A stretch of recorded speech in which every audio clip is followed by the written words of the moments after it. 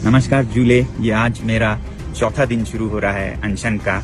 और खुले आसमान में तापमान यहाँ पर -16 के करीब था। आप देख रहे हैं ये जो गिलास पानी से भरा था ये पूरा जम गया है और इस गिलास में तो एक विज्ञान का अनुसंधान हो गया है। ये भरा हुआ था कल रात को, अब ये उठकर ऊपर हो गया है, यानी कि जमने पर पानी का परिमाण वॉल्यूम बढ़ जाता है। इससे दिखता है टेबल पर जो पानी गिरा वो सब जम के ऐसा हो गया है।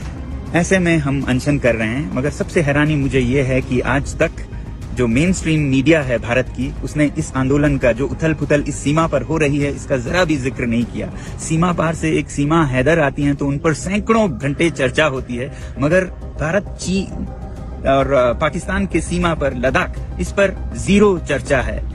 आपको पता है, मेरे ख्याल से तो आज भारत के इस सीमा पर हमारे सैनिक सबसे कमजोर स्थिति में हैं, क्योंकि यहाँ पर सबसे बड़े लड़ाकू माने जाते हैं लद्दाख स्काउट्स, सिख रेजिमेंट्स और गुरखा रेजिमेंट्स। आज लद्दाख के सैनिकों का मनोबल टूटा है, ठेस पहुंचा है, क्योंकि लद्दाख को न लोकतंत्र दिया गया है न संरक्षण।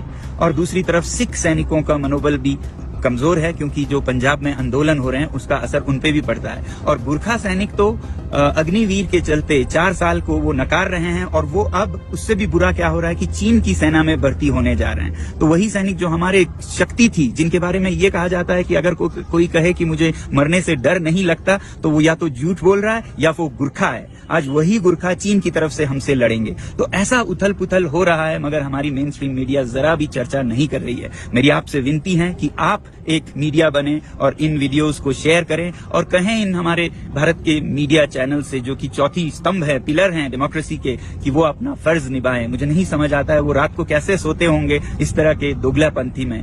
मुझे उम्मीद है कि आप सब लद्दाख का समर्थन करेंगे, भारत की सीमा की सुरक्षा का समर्थन करेंगे, क्योंकि लद्दाख के संरक्षण में ही भारत की सुरक्षा है। धन्यवाद।